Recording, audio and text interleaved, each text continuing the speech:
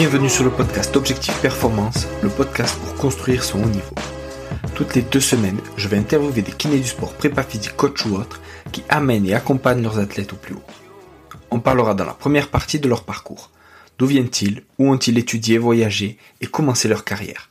Ensuite de ce qu'ils font actuellement. Qu'est-ce que cela peut nous apporter en pratique? Quel est leur sujet de recherche actuel? En quoi cela peut-il améliorer nos compétences? Et enfin, on abordera leur mentor, leur livre préféré et comment est-ce qu'on peut les contacter. Comme d'habitude, je compte sur vous pour mettre 5 étoiles à cet épisode sur votre plateforme d'écoute préférée. De la même manière, je vous encourage à partager cet épisode sur les réseaux sociaux, notamment LinkedIn ou Instagram. C'est clairement là où je suis le plus actif et c'est ce qui m'aide le plus pour faire connaître ce podcast. Bonne écoute à tous. Et Fred, alors on passe sur la deuxième partie. Entre préparation physique et préparation athlétique, c'est quoi la différence? Eh bien, j'ai trouvé à l'occasion de ta question enfin un parallèle. Le concept de masseur-kinésithérapeute. Si tu dis à un kinésithérapeute qu'il est un masseur, voilà, tu le traites de masseur. Ah, j'ai mon masseur, et que tu t'en tiens là, eh ben, tu es réducteur. Eh bien, préparateur physique et préparateur athlétique, c'est la même chose. C'est-à-dire que si on est dans la préparation physique, on est sur la seule qualité physique. On est sur le 1RM à la presse ou en demi-squat. On est sur les angles obtenus dans l'amplitude passive articulaire. On est sur la VMA, sur le VAMEVAL. Voilà, très bien. Ok. On est sur du gainage tenu 11 minutes sur une posture en décubitus dorsal. Ouais. Bah, ça, d'accord. En fait, on est sur la qualité physique. Alors ça c'est presque un fondamental. Là, les qualités physiques, c'est la connaissance du solfège pour un préparateur athlétique. Voilà, on connaît le solfège, on connaît les notes, les mesures, les harmonies, très bien, les rythmes, tout ça. Mais après, on est loin d'avoir fait la partition de la préparation athlétique. Et donc, la différence entre les deux, c'est la motricité. C'est-à-dire que la préparation athlétique, elle va avoir une cible en direction d'une discipline sportive. Or, la force des membres inférieurs, c'est pas la même pour le lutteur que pour le basketteur. C'est pas la même pour le volleyeur que pour le joueur de rugby. Et donc, il y a la motricité entre les deux. Et le préparateur athlétique, c'est un préparateur physique qui traite les qualités physiques médiées par la motricité nécessaire aux exigences d'une discipline. Et là, c'est tout un monde. Et je disais tout à l'heure que l'EPS est atteinte du SIDA. Hein. Le SIDA, c'est le syndrome institutionnel de didactique aiguë. C'est-à-dire que le sport a volé en éclats, la technologie des APS a volé en éclats, on fait plus du social et puis de l'observation et tout ça. Bon. Alors que le préparateur athlétique, finalement, il est dans les conduites motrices, il est dans l'apprentissage moteur, support à l'expression d'une qualité physique. Si on n'est pas dans le support moteur et les habiletés gestuelles qui permettent à une qualité physique de s'exprimer, eh ben oui, on est un préparateur physique. Très bien. Donc, notamment, lorsque les jeunes sortent d'un master entraînement et qui veulent monter une boîte d'évaluation des qualités physiques, bah ouais, ils ont une vision préparation physique. Ouais, tu peux le tapis de Bosco, l'opto jump, la Balakov pour la détente. Ok, tu peux prendre tous les beepers que tu veux du monde pour faire une évaluation de la vitesse maximale aérobie. Tout ça est nécessaire. Hein. Tu peux avoir la table de Britsky pour l'évaluation de la force, pas de problème. Tu peux sortir tes cellules pour tester la vitesse d'un 30 mètres départ arrêté ou 10 mètres lancé. Tout ça, ça fonctionne. Mais c'est pas de la préparation athlétique. Lorsque Aimé Jacquet disait à Robert Pires « muscle ton jeu », il y a quoi? Il y a muscler le jeu, et non pas muscle tes épaules, muscle tes cuisses. C'est muscler le jeu, autrement dit, c'est quelle est la puissance, l'énergie, l'impact que tu mets dans ton jeu. Ben, c'est médié par la motricité, messieurs, dames. Voilà. Top. Impeccable. Et ça, c'est probablement, ouais, c'est probablement, si tu veux, ma posture de professeur d'éducation physique que j'évoquais au début, jointe à mon parcours athlétique, qui a cette vision-là. Et alors, du coup, ça faisait de moi, ça a fait de moi quelqu'un qui a toujours respecté le sport pour lequel je travaille. Moi, j'ai toujours dit à mes collègues de l'athlétisme, faut pas emmerder les basketteurs, les handballeurs, les footballeurs par des gammes athlétiques insipides. Moi, j'ai eu la chance de rencontrer Cathy Melin, cette grande dame du basketball. C'est une jeune femme qui avait fini sa carrière internationale quand elle était à Bourges, et Pierre Vincent arrive à la convaincre pour l'Euro 2009, à la convaincre de revenir dans l'équipe de France. Waouh! Et cette femme, elle a accepté. Alors, on fait un entretien sur la préparation athlétique, et je lui fais, qu'est-ce que tu n'aimes pas? Qu'est-ce que tu aimes dans la préparation physique? Elle me dit, Fred, ce que j'aime pas dans la préparation physique, c'est les gammes athlétiques. Cette jeune femme avait 30 ans, elle en avait par-dessus la casquette. Elle me fait le signe de la main au-dessus de sa tête, comme ça. Les gammes athlétiques, j'en ai ras-le-bol. Mais ouais, s'il y a pas de sens donné aux gammes athlétiques, qui sont d'abord des moyens d'échauffement, et les gammes athlétiques, talons, fesses, montée de genoux, jambes tendues, etc., ça suffit pas dans le basket, le badminton. Il y a des pas chassés, il y a le recul frein, il y a la course arrière, il y a plein de choses encore. Eh bien, ça, c'est sûr que ça lasse. Bon. Et donc, on y a mis le ballon. Et moi, j'avais vu lors d'une clinique avec des jeunes basketteurs que quand t'as un basketteur de 15 ans, là, qui est en pleine crise de croissance, tu lui demandes de faire des gammes athlétiques, t'es très déçu, hein. Il est très malhabile. Tu lui donnes le ballon et tout revient dans l'ordre. Hop, ça le restructure, ça le rétablit. Eh ben, c'est ça le message que me donnaient ces jeunes. C'est que donnons du sens aux gammes athlétiques et tout reviendra dans l'ordre. Voilà. Voilà, je sais pas pourquoi j'étais parti là-dessus, mais bon. Très bien. Ok. Oui, très bien. Préparation physique, préparation athlétique, oui. La motricité comme plus et comme tremplin et comme raison d'être de la préparation physique, ça devient de la préparation athlétique. Alors j'insiste aussi parce que je suis, on va dire, intarissable là-dessus. Athlétique. C'est pas l'athlétisme. C'est pas l'athlétisme, ouais. L'athlétisme, c'est le nom qu'on a donné au champ des disciplines track and field, comme disent les Américains. J'aime bien track and field parce que c'est le lieu sur lesquels, dans lesquels se pratique l'athlétisme, la piste et le champ. Donc, athlétique, ça vient des mots grecs athlos et athlon. Athlos, la compétition, athlon, le combat. Le décathlon, c'est 10 combats. Athlos, la compétition. Et donc, la préparation athlétique, c'est traiter les qualités physiques des sportifs en vue de leur permettre la confrontation en compétition et la capacité de combattre. Dans quoi? Eh ben, est-ce que c'est de la boxe? Est-ce que c'est du squash? Est-ce que c'est du rugby? Est-ce que c'est du volleyball?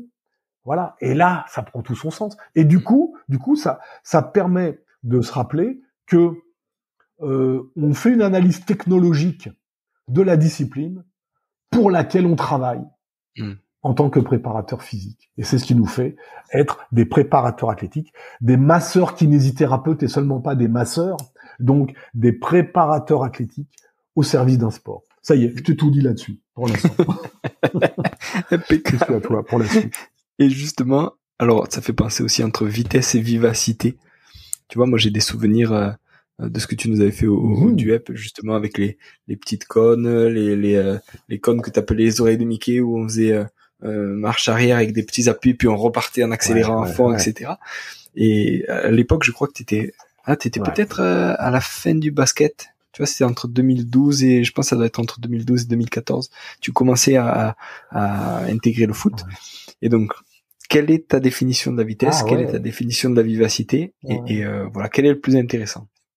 Ouais. Bon, pour que les auditeurs soient pas largués, les oreilles de Mickey, bon ben voilà, vous mettez deux coupelles, moi je les mets bleues, deux coupelles devant vous, et vous avez deux oreilles de Mickey. Et donc il faut contourner l'oreille de Mickey à droite, puis en passant par le centre, en repassant par le milieu du visage de Mickey, son nez, sa truffe, tu passes par l'oreille de Mickey à gauche, et ça fait l'oreille de Mickey à droite, l'oreille de Mickey à gauche. Voilà, c'est comme ça que pour donner des images, quoi, qui parlent.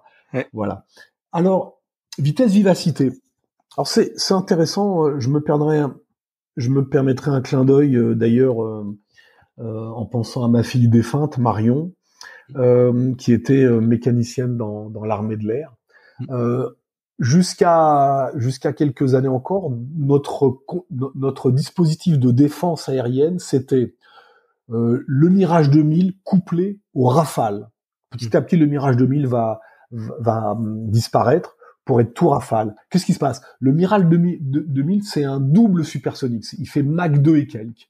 Alors ça veut dire que physiquement, quand on violait nos frontières, on envoyait le Mirage 2000 pour que physiquement, il aille au contact de l'avion de l'ennemi qui s'introduit.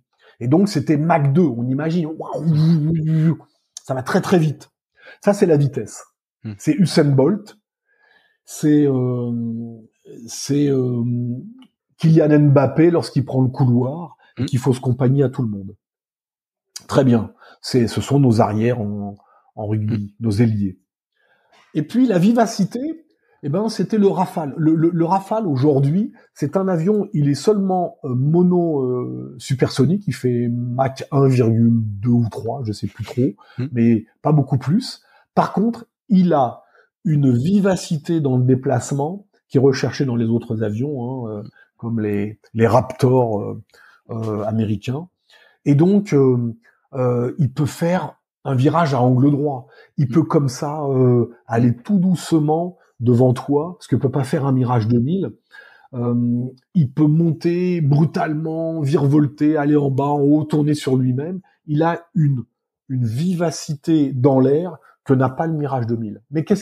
Mais par contre, ce qu'il a, oui, c'est pour la défense, pour finir avec la métaphore, c'est qu'il a des missiles qui vont plus vite que lui et qui vont, grâce aux appareils radars, télémétriques et autres, envoyer un projectile sur l'intrusion, celui qui fait l'intrusion, en envoyant. Donc, il prend les airs, il calcule où est l'intrus et il envoie son missile qui va beaucoup plus vite que lui. On a besoin des deux.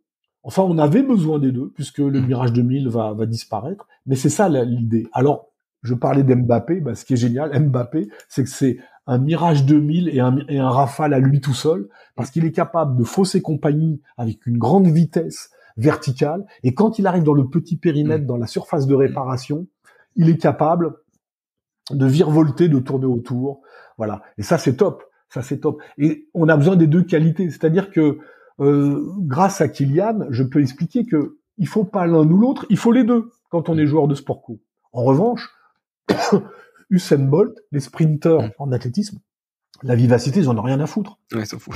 Un couloir d'1m22 en ligne droite, un coup de pistolet, les blocs, la ligne d'arrivée devant toi. Voilà, ils en ont rien à foutre. Et on va dire que Lionel Messi, ça l'intéressait pas trop la vitesse.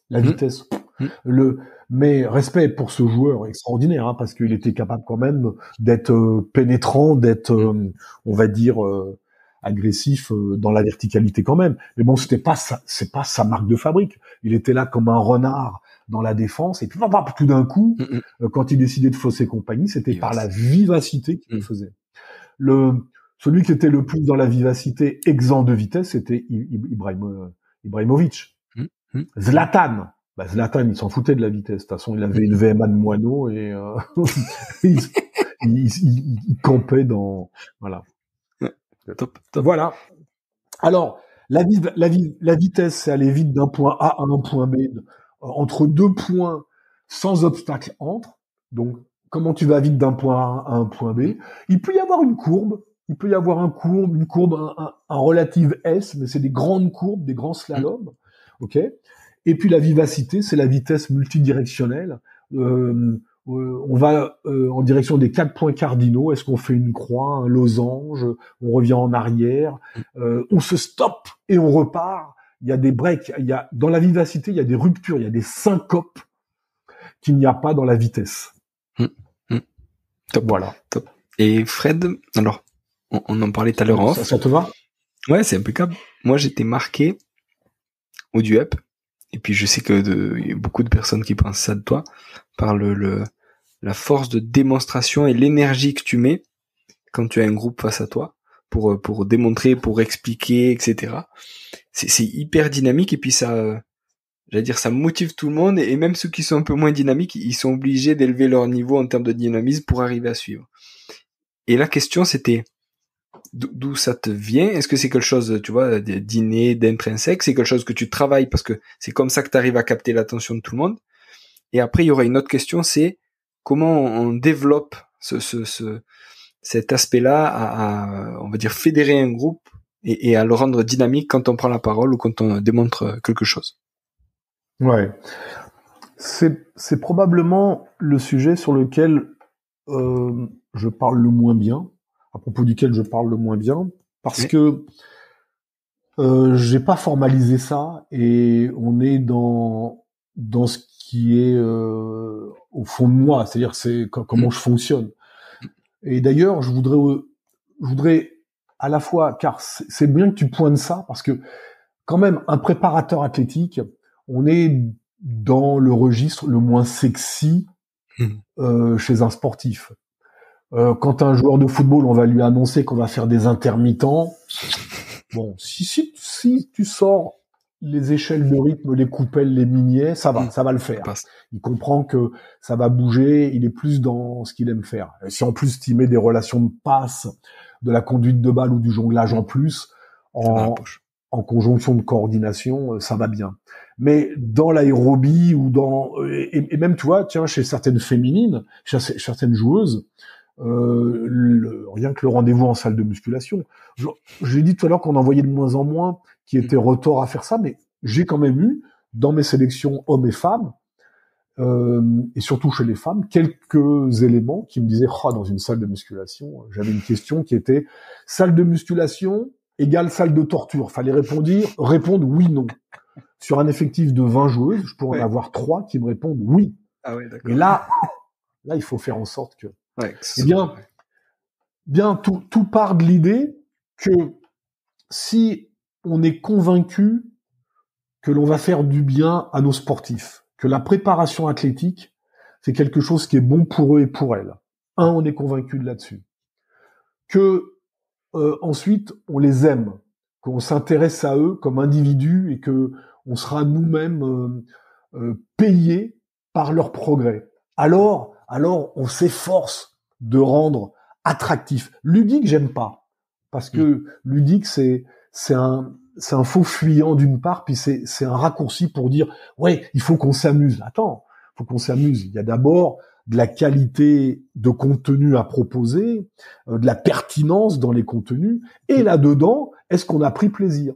Et un sportif qui se respecte, il prend plaisir lorsqu'il a senti sa maîtrise du bien faire dans des choses qui ont du sens, même s'il doit avoir le goût du sang dans la gorge et qu'il a été en détresse respiratoire et que ça tape un peu dans les muscles. Si au total ça l'a fait dans la direction de son sport, il va le faire. Et donc quand on a ces convictions que ce qu'on va proposer aux sportifs, ça va être bon pour eux, en direction de la performance que l'on a définie au début de notre entretien.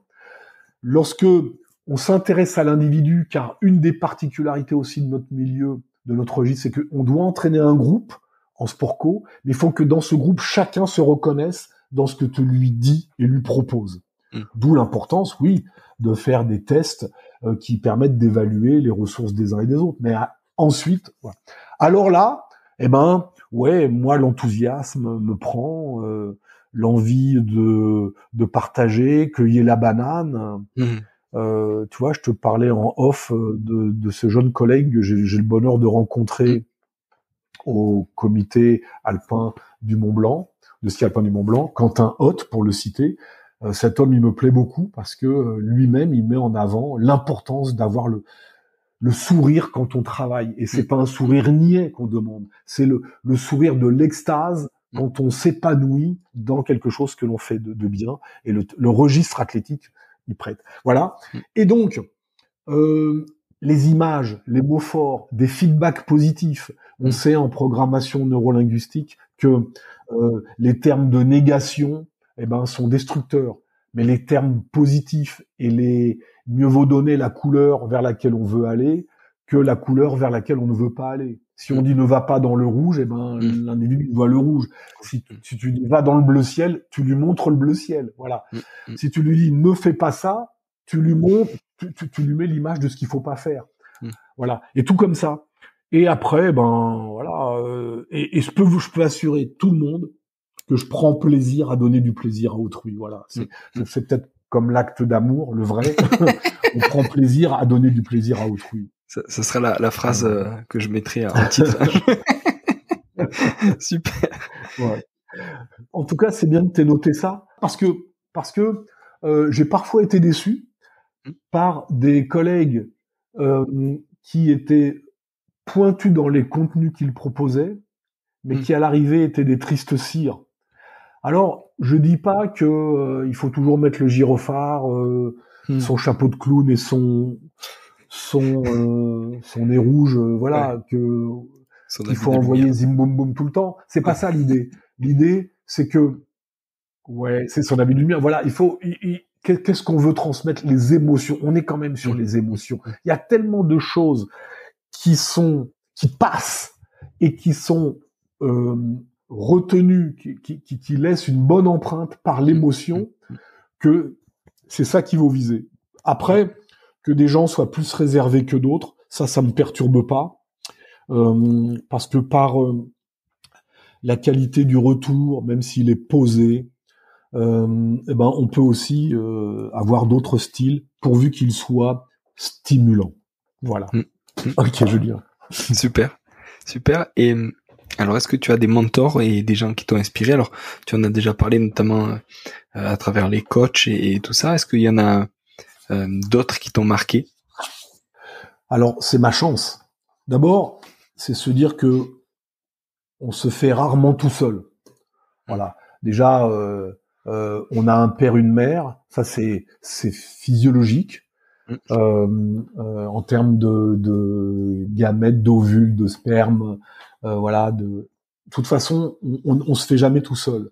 Eh bien, dans ce que l'on devient comme expert, car je m'assume avec l'humilité qui sied, mais faut se méfier des faux modestes. D'ailleurs, j'aime bien cette image. Faut savoir que lorsque le centurion romain revenait d'une conquête et qu'il traversait Rome sur son chariot de vainqueur avec tout ce qu'il avait gagné devant lui, il avait la couronne de laurier, et la couronne de laurier, elle était tenue par un esclave derrière lui qui lui soufflait dans l'oreille: tuez un simple mortel. C'est-à-dire que il traversait tout Rome ovationné par la liesse populaire, avec tout son butin, mais sur son chariot de vainqueur, quelqu'un lui disait à l'oreille: tu n'es qu'un simple mortel. On lui rappelle. Donc, moi, mon statut de simple mortel, c'est qu'en fait, on devient un expert parce que on a eu la chance de rencontrer des belles personnes, des formateurs et tout. Alors, il y a jamais beaucoup d'occasions de le faire. Je dirais que j'ai un certain monsieur Daniel Laurent, qui était mon professeur d'athlétisme à l'UFR STAPS de Paris 5, La Crotelle, mon formateur. Et honnêtement, avec monsieur Daniel Laurent, j'ai vu la Vierge, parce que ce qu'il m'a présenté et ce qu'il m'enseignait pour comprendre l'athlétisme. D'ailleurs, titre d'un livre de Michel Pradet qui sera un autre de mes inspirateurs forts. Monsieur Daniel Laurent, bien sûr aujourd'hui décédé. Enfin, je dis bien sûr, c'est pas bien sûr, c'est que malheureusement il nous a quittés un peu trop tôt à mon goût. Voilà. Ensuite, j'ai quelqu'un, un Pygmalion dans le basketball qui s'appelle Monsieur Bernard Grosgeorges. Alors lui, il est extraordinaire parce que justement, avant Monsieur Daniel Laurent, quand je suis à ma première année du professorat de PS, à l'époque, on était interne, ça s'appelait P1. Les auditeurs de ma génération se retrouveront. J'étais au lycée de Corbeil et Monsieur Bernard Grosgeorges, pour moi, a été quelqu'un d'assez phénoménal. Il m'enseignait le basketball, le saut en hauteur, et c'est lui qui était répétiteur d'école de psychologie. Il avait une thèse de psycho. Et là, c'était intéressant. Et donc, je vais retrouver cet homme-là 2 ans plus tard à Paris 5. Il quitte le lycée de Corbeil pour être à l'UFR-SAP de Paris 5. Et c'était, alors là, pour le coup, totalement le prof de basketball. Et c'était largement en basketball ce que Monsieur Daniel Laurent était en athlétisme. J'en veux pour preuve que moi, qui étais quand même une clé à molette en basket, eh bien, j'ai eu 18 au CAPEPS. Okay. Parce que, voilà... Et donc autant Monsieur Daniel Laurent, lui, n'avait pas de mal à me captiver parce que j'étais un féru d'athlétisme. Je buvais ses paroles parce que j'étais un athlète. Autant le basketball, Bernard, il m'a fait comprendre et aimer le basketball par ses méthodes et tout. Et donc je le remercierai jamais après. Et c'est Bernard Grosgeorges, quelques années plus tard, qui m'a soufflé dans l'oreille de Jackie Comer de m'engager dans son staff de sélectionneur de l'équipe de France de basketball féminin. Tu imagines? Et pour finir, avec Bernard, eh bien, on a mené un diplôme conjointement que lui avait mis en place. C'est le diplôme de préparateur physique du basketball. Ça permet de faire une petite digression. C'est que dans les formations, il faut savoir que les formations, elles sont sorties comme les champignons à l'automne, dans les années 96 et fin des années 90 donc. Et donc, il y a eu des DU, beaucoup de diplômes universitaires d'abord. Aujourd'hui, il y a eu la filière entraînement sportif qui s'est affirmée et qui laisse penser que quand on a une licence 3 entraînement sportif et qu'on a un master entraînement sportif, on a des compétences de préparateur athlétique. Je ne dirais pas le contraire. C'est le niveau de ces compétences qui est à discuter. Eh bien, après, il y a eu des fédérations qui ont mis en place leur propre diplôme de préparateur physique dans leur discipline, donc, parce qu'il y avait, on sentait bien, le besoin de spécialiser le préparateur physique dans son sport. Alors, on a eu le tennis, qui très tôt a fait son diplôme de préparateur physique du tennis. Ils appelaient ça entraîneur physique du tennis. Il y a eu le football avec le CEPP, que moi j'ai transformé en CEPA, je vous dirai pourquoi si j'ai le temps. Certificat d'entraîneur préparateur physique. Et puis, Bernard Grosgeorges, dans le basket, il a mis en place celui du basket. Et donc, conjointement, Bernard et moi, on a mené ensuite ce diplôme. Voilà. Que te dire? Te parler de gens qui, en tant que athlètes, m'ont marqué. Je vais parler de Joseph Maigret. Joseph Maigret, dont on a donné le nom à la salle d'athlétisme de l'INSEP. C'est notre mage dans l'histoire des entraîneurs, du sprint en tout cas. Et quand j'étais jeune athlète au Racing Club de France, j'ai eu la chance d'avoir ce monsieur avancé dans l'âge à l'époque, largement à la retraite. Il trouvait encore le moyen de s'occuper du jeune cadet que j'étais, et j'étais pas un monstre de talent à l'époque, je peux te dire. Et Joseph Maigret m'a marqué par son humanisme, son regard sur l'ado que j'étais. Et puis, comme ça, comme une frise, Jackie Verzier, qui a été l'entraîneur national du bataillon de Joinville, et qui m'a fait quelques séances à l'INSEP, et grâce à qui j'ai fait ensuite mon service militaire à l'école interarmée des sports de Fontainebleau. Daniel Lamarre, qui a été mon entraîneur à l'UAI Paris. Daniel Lamarre était en plus un expert dans le chronométrage électronique. Au début du chronométrage électronique, c'était vraiment quelqu'un d'une pointure, mais aussi un entraîneur d'athlétisme. Et Robert Vosna, enfin, qui était l'entraîneur national du sprint, qui est le premier à m'avoir accueilli à l'INSEP. Voilà. Ça, c'est en tant que pratiquant, je dirais. Mais alors, au niveau de l'expertise, c'est Fernand Hurtebise que je vais nommer et citer, en ayant vraiment une pensée même d'admiration. même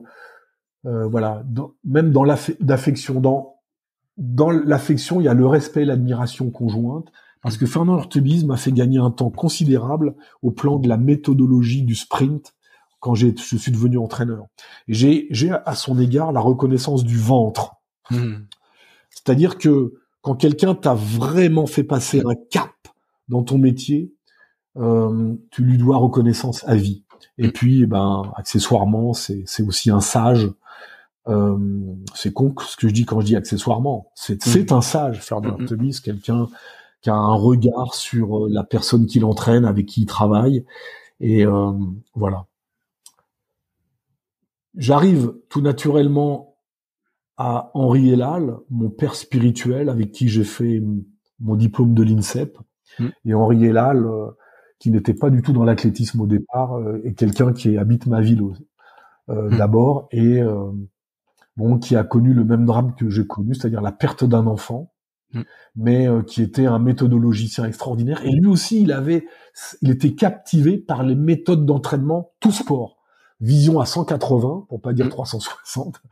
Et Henri Hellal, c'est le monsieur entretien de l'INSEP. Les entretiens de l'INSEP, c'est monsieur Henri Hellal. Et quand il faisait les petits fascicules qui suivaient, souvent il prenait la plume des intervenants pour coucher sur le papier leur méthode. Et ça, j'ai retenu de mon père spirituel qui est Henri Hellal, cette dimension-là, c'est qu'il faut formaliser pour transmettre. Il faut pouvoir coucher sur le papier pour ensuite en faire un document d'échange, un document de transmission et sur lequel on peut parler. Voilà. Monsieur Henri Hellal que j'embrasse. Alors, il y a quelqu'un que je connais d'amitié depuis notre club commun qui était l'UAI Paris, qui est Michel Pradet. Alors, voilà, autre belle personne généreuse, et tu regardes ses écrits, comprendre l'athlétisme, la préparation physique, ce qu'il a fait dans éducation et motricité, conduite motrice. Ouais, je retrouverai le bouquin tout à l'heure, on fera un petit break. Mais c'est extraordinaire. Cet homme-là, il nous a marqué. Et tu vois comme c'est particulier, c'est que il a fait comprendre l'athlétisme. Il nous a marqué ce livre, il nous a permis de passer nos diplômes, etc. Aujourd'hui, j'ai contribué à écrire les 3 livres sur l'athlétisme de la revue EPS, quelque part un peu comme si je voulais prolonger ce qu'il avait fait. Mais s'il n'y a pas comprendre l'athlétisme, peut-être qu'avec mes co-auteurs, que sont Thierry Blancon, Sébastien Levic pour les sauts, et puis bien sûr Thierry Chauffin pour les courses, peut-être qu'on n'écrit pas ces bouquins-là. Donc on a été dans la filiation.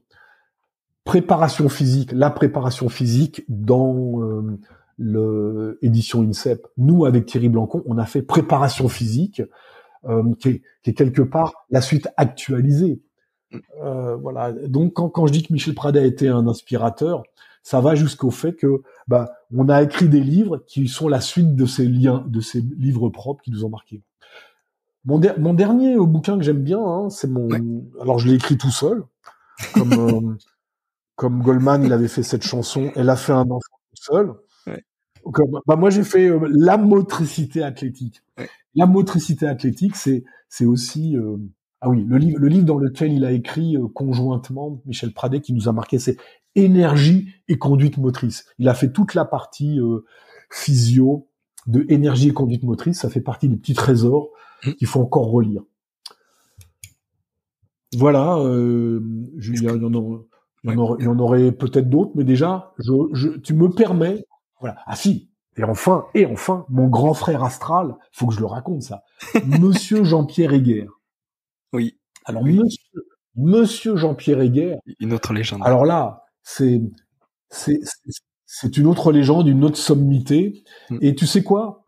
Cet homme est un monstre de compétence, de générosité et d'humanité. Et il est de 12 ans mon aîné, jour pour jour. Nous allons prendre, Julien, dans 9 jours, tous les deux, 1 an de plus. Nous sommes nés le 30 juillet, tous les deux. Mais Jean-Pierre est mon grand frère de 12 ans. Ouais. Donc, quand je vais prendre 68 ans le 30 juillet là 2023, mon grand frère va prendre 80 ans. Ouais. Respect, 1000 respects. Mais tu sais en quoi il est mon grand frère astral en plus? L'anecdote, elle est belle.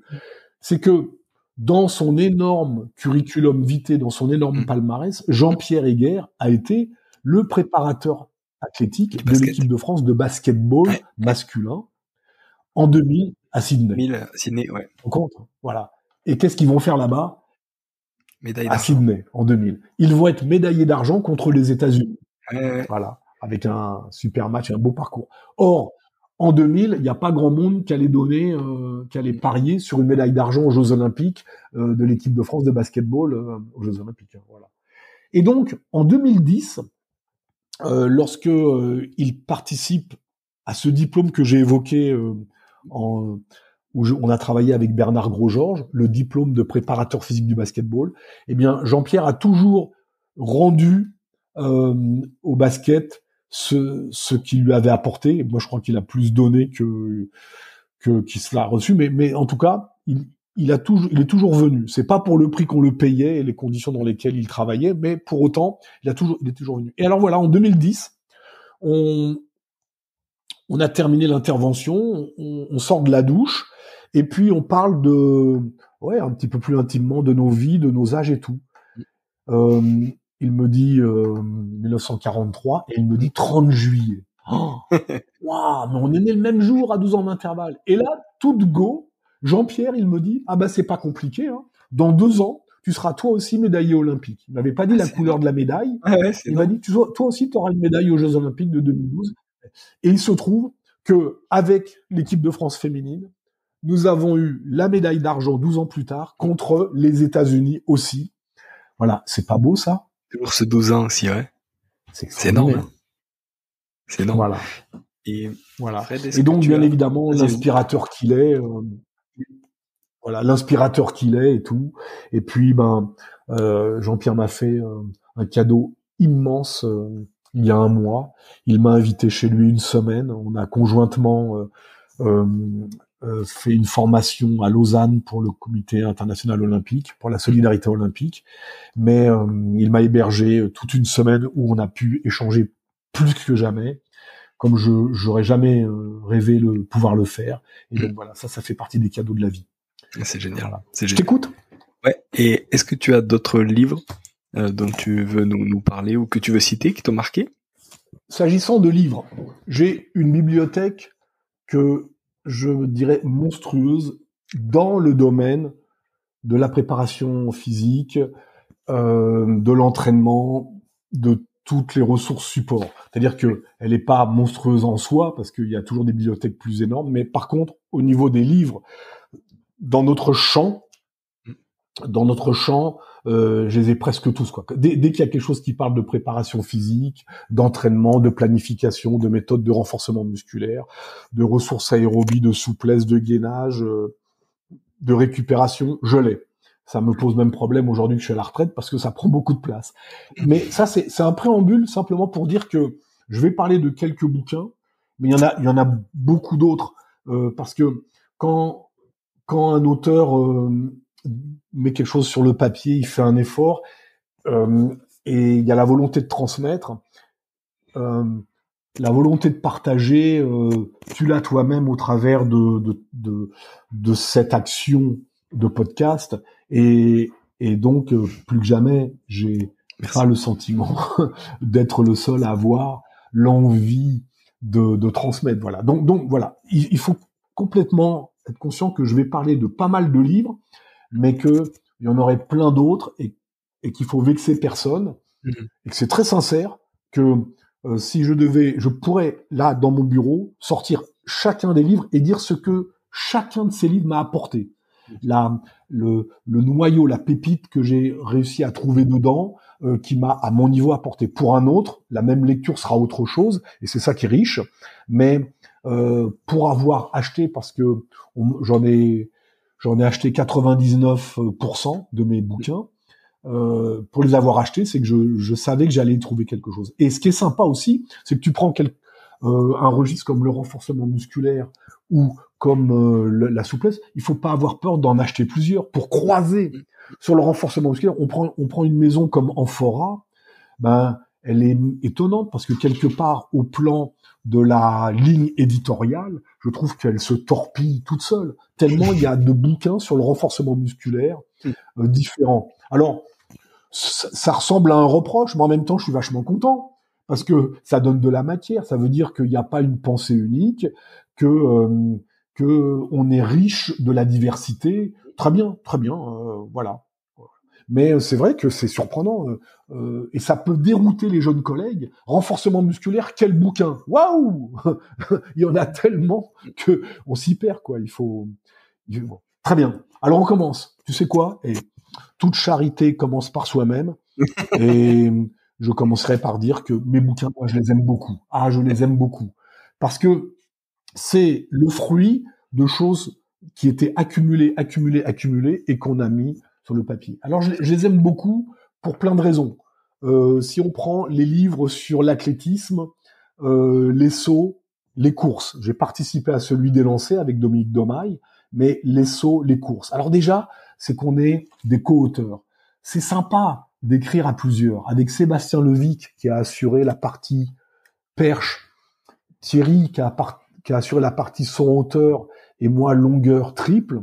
On s'est quand même bien trouvé hein, comme des mousquetaires.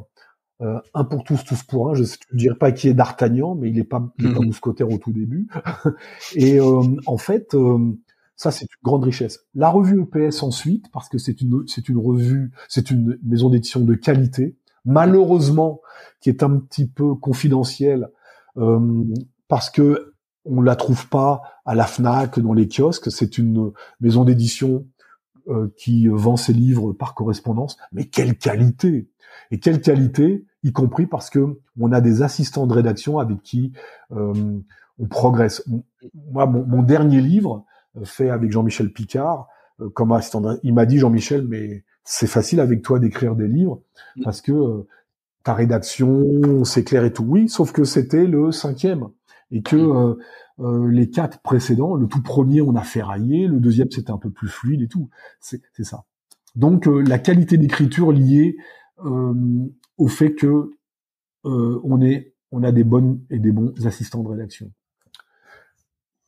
Voilà, ça c'est les 3 premiers. Donc, pour les citer, athlétisme, les sauts, volume 2, athlétisme, les courses, volume 3, préparation physique avec Thierry Blancon, donc, et la motricité athlétique, mon dernier opus, en attendant les autres, qui sont sous la couveuse de ma plume.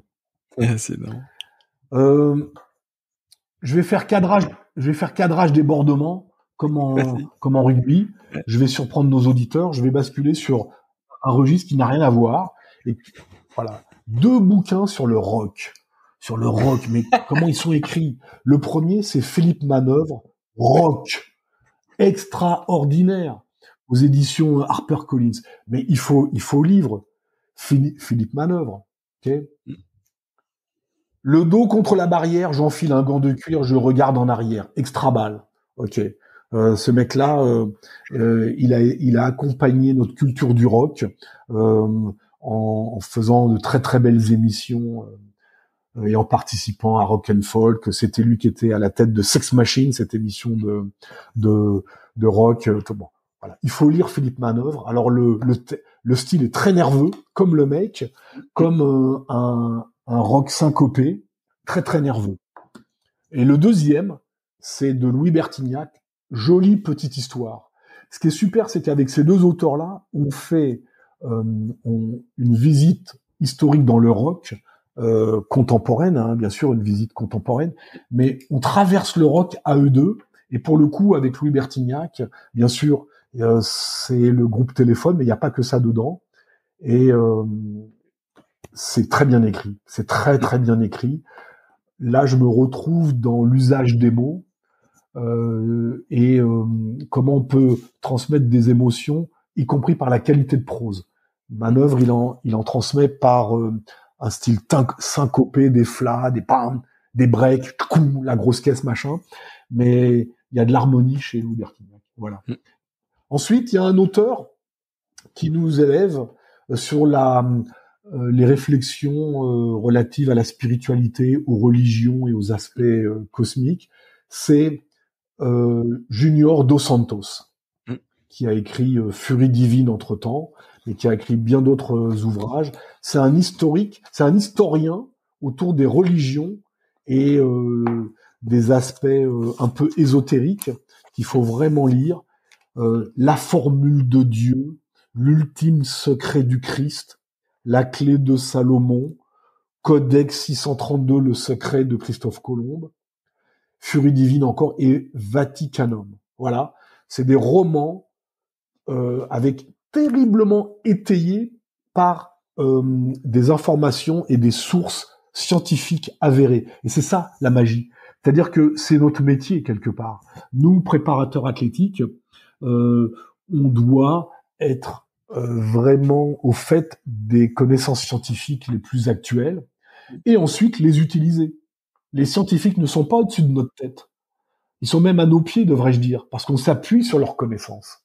Et quand ils nous donnent des connaissances merdiques, on s'écroule, et nous, on quitte notre poste parce qu'on s'est merdé, mais eux, ils restent en place dans le labo, hein. Faut dire les choses. Donc, voilà pourquoi Junior dos Santos. Top. Je continue? Alors là, je vais parler de 4 livres qui sont peu connus. 4 livres peu connus, mais il faut y aller. Il faut totalement y aller. Les éditions Volo d'Haleine. Notez bien ça. On a monsieur Michel Dufour qui a fait 4 tomes monstrueux. 4 tomes monstrueux. Le premier, c'est Les diamants musculaires, qualité physique, tome 1, l'explosivité et la puissance musculaire. Le tome 2, c'est L'athlète et le guépard, les qualités physiques, tome 2, la vitesse. Extraordinaire. Okay. Il faut que je retrouve le tome 3, je l'ai dans mon... Ouais. Mais j'arrive au tome 4, le puzzle de la performance. Planification, périodisation et régulation de la charge. Le puzzle de la performance, c'est le tome 4. Oui. Le tome 3, c'est l'énigme athlétique. Voilà, c'est pour nous ça, c'est l'énigme athlétique. Voilà. Je vais retrouver. Ah ouais, excuse-moi, le tome 3, c'est La gazelle et l'athlète, qualité physique tome 3, l'endurance, la gazelle et l'athlète. Mais c'est extraordinaire. Ouais. Et ça, c'est des bouquins qui sont peu connus. Il y a Cyril Gindre, le patron de cette édition, qui a fait Le vivant et l'entraînement, quand le vivant nous apprend l'entraînement. Là, ça monte très haut, mais il faut y aller. Il faut y aller sur ces bouquins-là. Voilà. Top, Fred, merci. Est-ce voilà que... j'en ai oublié un. Vas-y. J'en ai oublié un. Attends, si j'en ai oublié un. Il faut y aller. Il est plus léger et l'homme, il est extraordinaire. Tout le monde connaît Philippe Lucas. Ouais. Philippe Lucas, l'entraîneur de Laure Manodou. Il a été l'entraîneur de bien d'autres nageurs derrière. D'ailleurs, il s'est beaucoup investi. Ça allait bien d'ailleurs avec sa voie méthodologique. Il est pas mal sur les épreuves de natation en distance. C'est-à-dire, ça s'appelle natation eau vive, natation marathon, tu vois. Philippe Lucas, il a fait un bouquin super, il l'a appelé Entraîneur. Entraîneur. Allez sur ce bouquin, vous allez d'abord comprendre beaucoup de choses de son fonctionnement, et puis il nous enseigne des choses au travers de son témoignage. On décode bien le bonhomme. Et Philippe Lucas, j'ai toujours eu de bons retours de lui lorsqu'il vient auprès des étudiants en conférence. Il est bienveillant, il est accessible. Ce qui tranche avec l'image qu'il donne de mec toujours en colère, de genre et puis c'est tout, tu vois, bon voilà. Mais non, c'est pas ça. Philippe Lucas, c'est un mec que j'aimerais rencontrer d'ailleurs s'il m'entend. Tu l'as interviewé, Philippe Lucas? Non, pas encore. Non? Pas encore, ouais. Pas encore. Ah, mais c'est un homme, j'aimerais bien le rencontrer parce que il est certainement bien meilleur que son côté un peu revêche et rugueux laisse paraître de l'extérieur, et il a raison de se protéger. Ça, voilà, si ça peut lui éviter les cons en ayant cette posture un petit peu revêche, C'est sa façon de se protéger, je sais pas. Voilà. C'est clair, c'est clair.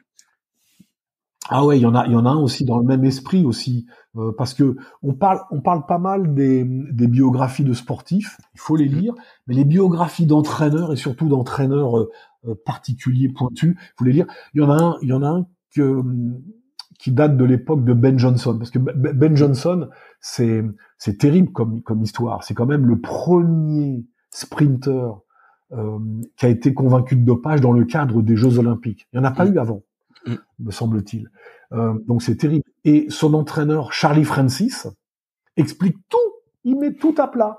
Et au travers de son bouquin, on a à la fois plusieurs protocoles de dopage, ça c'est une chose, il les explique, mais beaucoup de méthodes, beaucoup de techniques. J'ai beaucoup appris de lui. Notamment, on court sur la piste, on sprinte au-dessus de la piste. Ça, c'est pas mal. Et Philippe Lucas, il explique ça aussi, c'est que les nageurs de haut niveau sont au-dessus de l'eau. Pas mal non plus. Voilà. Ça y est, je t'ai doux dévalé avec ce dernier livre, je pense que je suis pas mal. Impeccable, impeccable. Fred, si des gens ont des questions, où c'est qu'on peut te joindre? Est-ce que tu as une adresse mail, un réseau social que tu utilises en particulier ou pas? Est-ce que d'ordinaire, les auditeurs ils sont en mesure de revenir vers toi pour poser ces questions? Oui. Ça arrive. Est-ce que les questions, ouais. Moi, je préférerais. Ça joue. Je préférerais sélectionner comme ça. Je préférerais qu'ils écoutent, voilà, et puis qu'ils se disent tiens, ils repassent par Julien pour contacter l'intervenant, parce que là, tu vois, j'ai aucune idée de qui m'écoute, qui m'entend et tout ça, et je voudrais pas que ça arrive de n'importe où. La personne qui va vouloir me poser une question en repassant par toi, elle sera motivée, et je voudrais bien à ce moment-là, tu vois, entrer en interaction avec elle. Parfait. Voilà, c'est-à-dire que pour le coup, tu me transmettrais ses coordonnées, et là, je veux bien être en interaction, mais pas ouvrir de façon à l'espace comme ça commun, mais de mes coordonnées. Pas de souci, c'est parfait. Voilà. Fred, merci beaucoup. À très bientôt et encore une fois, bravo, merci pour ton temps. Ok, à bientôt, d'une façon ou d'une autre. Voilà, merci d'être allé au bout de cet épisode. J'espère que vous êtes régalés autant que moi. Si vous voulez m'aider, le mieux est de partager cet épisode au plus grand nombre. Parlez-en autour de vous. Débriefez-le avec vos collègues en live ou sur les réseaux. Qu'en avez-vous retenu? En quoi cet épisode peut vous aider à construire votre haut niveau? N'hésitez pas non plus à me faire un retour ou à me proposer des personnes à interviewer. Je répondrai avec plaisir. À très bientôt pour un nouvel épisode.